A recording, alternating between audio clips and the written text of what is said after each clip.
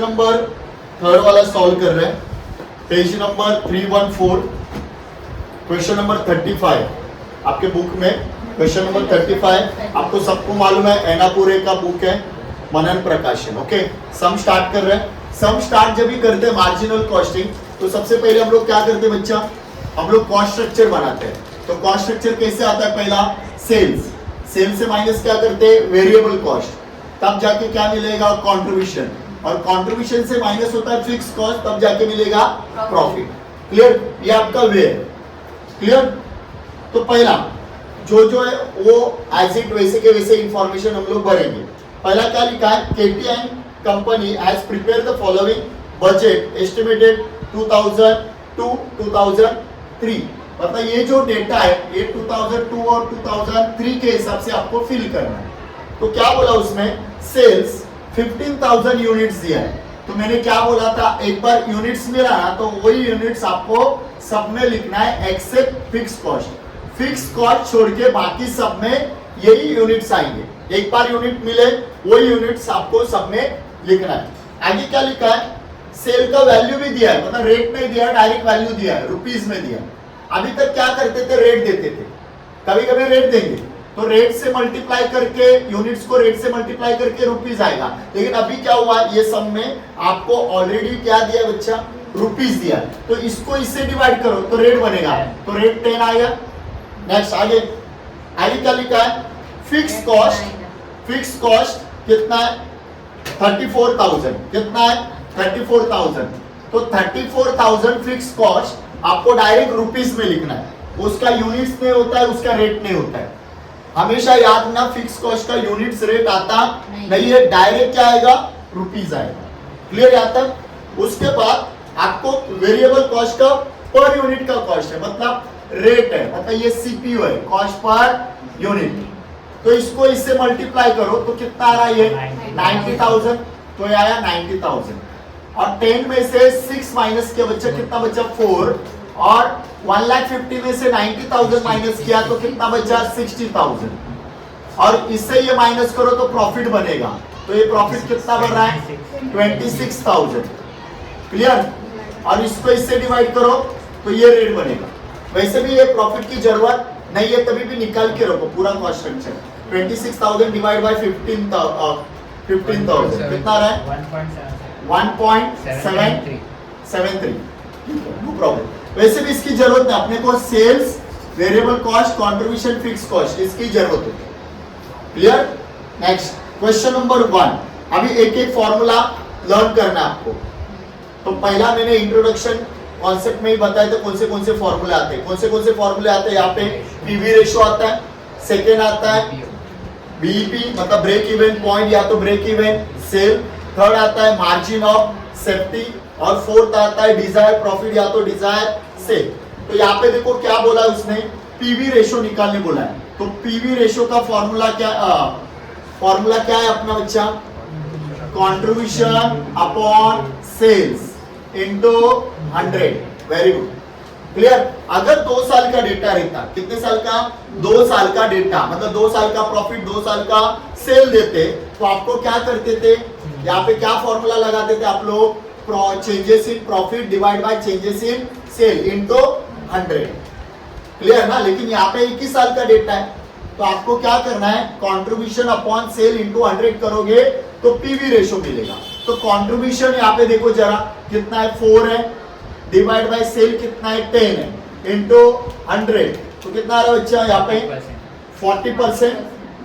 आप ऐसे भी कर सकते हो, 60,000 डिवाइड बाय 1,50,000 इनटू 100 किया तो भी चलेगा, मतलब इसको इससे डिवाइड किया तो भी चलेगा, या तो इसको इससे डिवाइड करके इनटू 100 किया तो भी वही आंसर देगा, कुछ प्रॉब्लम नहीं है। सेकंड क्वेश्चन क्या बोला है उसने, ब्रेक इवन पॉइंट निकालने बोला है।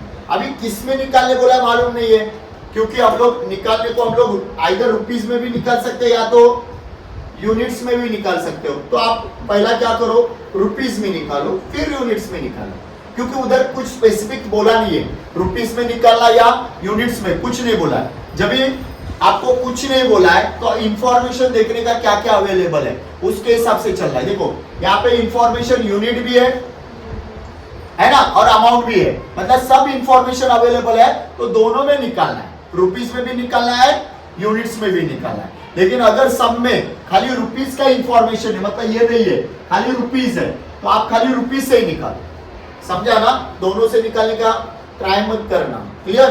लेकिन दोनों भी इंफॉर्मेशन है, पूरा कॉस्ट स्ट्रक्चर है, तो आप दोनों से निकालो।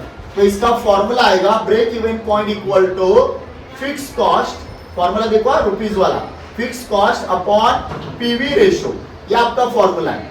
तो फिक्स कॉस्ट देखो यहाँ पे 34,000 है बच्चा, 34,000 डिवाइड बाय पीवी रेशो कितना है 40%, चलो करो कितना आ रहा है 85,000, तो ये आया 85,000। तो ये मिला आपका ब्रेक इवन पॉइंट, किसमें, रुपीस में। फिर ब्रेक इवन पॉइंट किसमें चाहिए, यूनिट्स में भी चाहिए, क्योंकि कुछ नहीं बोला तो दोनों में चाहिए। तो फॉर्मूला आएगा fix cost upon contribution per unit. जरा ध्यान दो, दोनों सेम है, खाली इधर मैंने क्या किया डिवाइड बाय पीवी रेशो, और यहाँ पे डिवाइड क्या किया कंट्रीब्यूशन पर यूनिट, मतलब रेट लिया है कंट्रीब्यूशन का। तो फिक्स कॉस्ट कितना है 34,000, वो तो यूनिट में नहीं रहेगा, रुपीस में ही रहेगा, और कंट्रीब्यूशन पर यूनिट मतलब रेट, कंट्रीब्यूशन का रेट कितना है 4 से डिवाइड करो तो यूनिट्स बनेंगे, कितना आ रहा है 8,500 क्या मिले यूनिट्स। चलो ये क्वेश्चन हो गया। आपने कितने क्वेश्चन हुए, 2। नेक्स्ट क्वेश्चन देखो, वहां पे थर्ड वाला क्वेश्चन बोला है, कौन सा बोला बच्चा, ब्रेक मार्जिन ऑफ सेफ्टी है, वेरी गुड। क्या बोला है, मार्जिन ऑफ सेफ्टी, ये क्वेश्चन बोला है, और किसमें बोला है मालूम नहीं है, और अपने पास दोनों इंफॉर्मेशन है, यूनिट्स भी अवेलेबल है, रुपीस भी अवेलेबल है, तो दोनों में निकाल सकते हैं। तो मार्जिन ऑफ सेफ्टी पहला हम लोग किससे निकालेंगे, रुपीस से।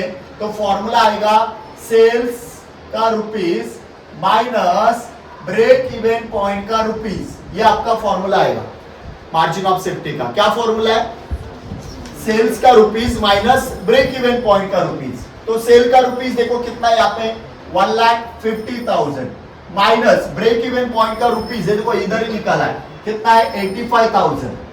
ओके, तो ये दोनों माइनस करो, कितना बच रहा है देखो 65,000। ये मिला आपका रुपीस में, क्या मिला, मार्जिन ऑफ सेफ्टी। अभी हम लोग निकालेंगे margin of safety in units, दोनों में निकालो, क्योंकि दोनों इंफॉर्मेशन है, यूनिट्स भी अपने पास है, रुपीस भी है, खाली रुपीस रहेगा तो रुपीस का ही फॉर्मूला लगाओ। तो यहाँ पे फॉर्मूला क्या आएगा, सेल्स का यूनिट्स माइनस क्या आएगा, ब्रेक इवन पॉइंट का यूनिट्स। सिंपल है, देखो यहाँ पे रुपीस था इसीलिए रुपीस, यहाँ पे यूनिट्स है इसीलिए यूनिट्स। तो सेल का यूनिट देखो कितना यूनिट्स है 15,000, यहाँ पे देखो 15,000 यूनिट सेल का units, minus break even point का यूनिट अभी जस्ट निकाले कितने 8,500। तो दोनों माइनस करने के बाद देखो कितना यूनिट बच रहा है 6,500 यूनिट्स बच रहे हैं। ये हो गया अपना 2002 और 3 का इंफॉर्मेशन। लेकिन उन्होंने ऐसा बोला है नीचे कि ऑल्सो कैलकुलेट रिवाइज मतलब नया कॉस्ट स्ट्रक्चर बनाओ।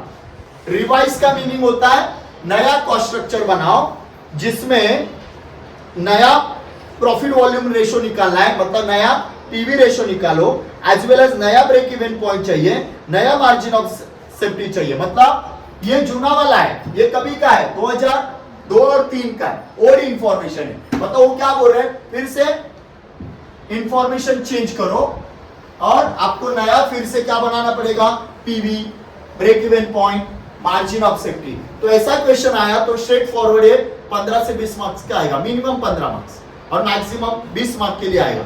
चलो फिर से कॉस्ट स्ट्रक्चर चेंज करेंगे। तो कॉस्ट स्ट्रक्चर अगर चेंज कर रहे हो तो आप इधर भी चेंज कर सकते हो, मतलब आपको अलग से करने की जरूरत नहीं है। अगर अलग से किया तो भी चलेगा। तो क्या आएगा, सेल्स माइनस क्या करते हैं, वेरिएबल कॉस्ट, तो क्या मिलेगा, कंट्रीब्यूशन, कंट्रीब्यूशन से माइनस क्या करते हैं, फिक्स कॉस्ट, तब जाके क्या मिलेगा, प्रॉफिट। क्लियर बच्चा, चलो ध्यान देना अच्छे से। यहाँ पे क्या आएगा, यूनिट्स, रेट एंड क्या आएगा, रुपीस। क्लियर। तो यहाँ पे देखो क्या बोला उसमें, सेलिंग प्राइस चेंज कर रहे हैं ना, 10% कम कर रहे हैं। तो पहला देखो सेल कितना था 10, पहला रेट से चेंज करना है, रेट से चेंज करना है सेल को रेट से चेंज करना है और वेरिएबल कॉस्ट को चेंज करना है रेट से।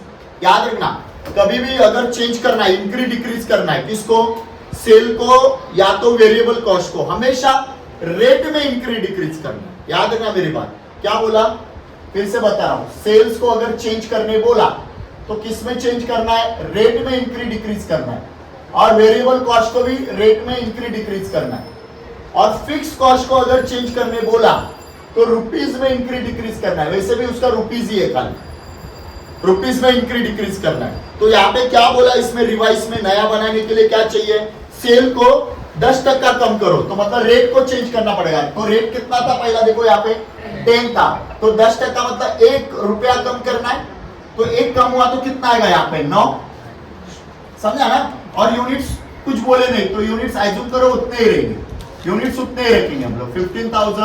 15,000 यहाँ पे तो नहीं आते हैं, यहाँ पे आएंगे 15,000, समझा तक।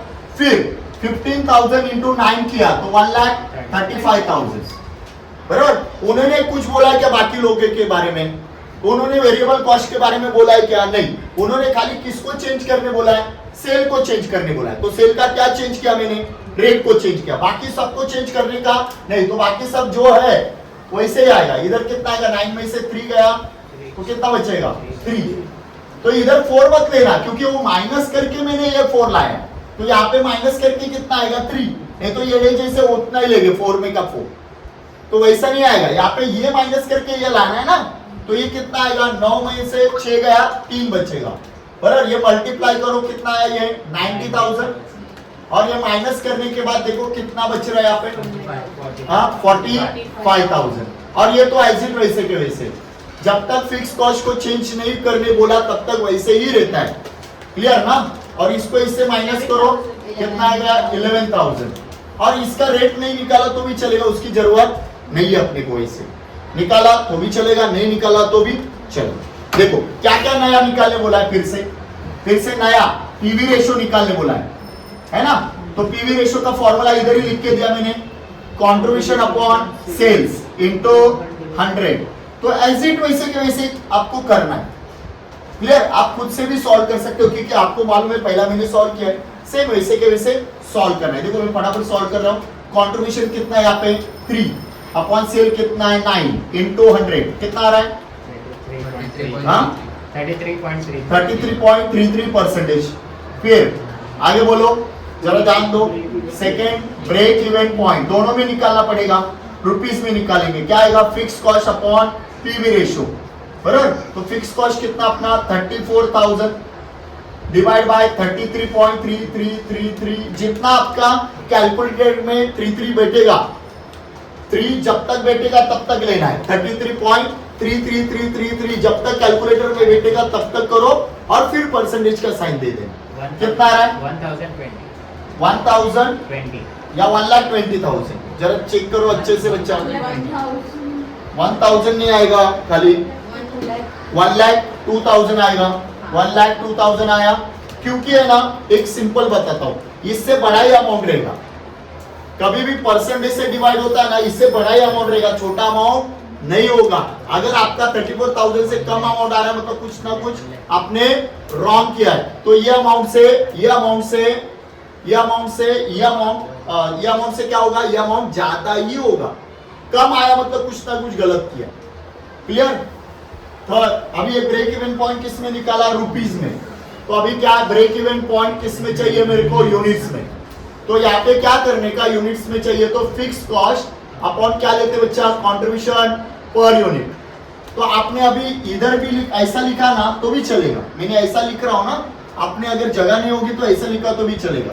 चलो फिक्स कॉस्ट कितना है यहाँ पे 34,000, बराबर, divide by contribution per unit. Contribution per unit कितना है 3 है, दिख रहा है ना 3।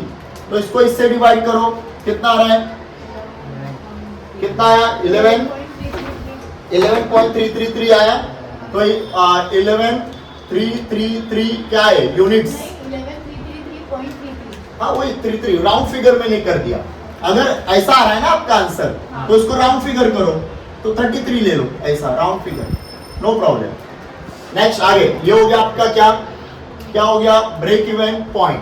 नेक्स्ट क्या चाहिए मेरे को, मार्जिन ऑफ सेफ्टी। पहला किस में चाहिए, रुपीस में। रुपीस का फॉर्मूला देखो, सेल का rupees minus break even point का रुपीस, तो सेल का रुपीस, अभी वो वाला मत लेना, वो तो ओल्ड है, नया एक ही है ना, तो नया सेल कितना अपना 1,35,000 माइनस नया ब्रेक इवन पॉइंट कितना है 1,02,000, तो कितना बच रहा है 33,000, तो ये 33,000 ये मेरा आ गया एमओएस इन रुपीस। अभी मेरे को क्या चाहिए एमओएस इन यूनिट्स, मतलब margin of safety in units. कैसे आएगा, वैसे सेल यहाँ पे रुपीस है तो यहाँ पे किस में लेना पड़ेगा यूनिट्स, और ब्रेक इवन पॉइंट रुपीस में, तो यहाँ पे ब्रेक इवन पॉइंट्स किस में लेने पड़ेगा बच्चा यूनिट्स में। तो सेल यूनिट्स में कितना यहाँ पे 15,000 ही था, जो पहला था वैसा है, उसको चेंज करने का नहीं है, हमेशा याद रखना। किसको चेंज किया मैंने, रेट को चेंज करना। जब भी सेल एंड वेरिएबल कॉस्ट अगर चेंज होते हैं तो किससे चेंज होते हैं, रेट से चेंज होते हैं, यूनिट से चेंज होते हैं नहीं है। तो 15,000 minus break even point in units कितना इधर 11,333 ना, तो कितना आ रहा है 3667, ये आ गया यूनिट्स, ये हो गया अपना ये सम, मतलब ये पहला ओल्ड डेटा और ये रिवाइज डेटा।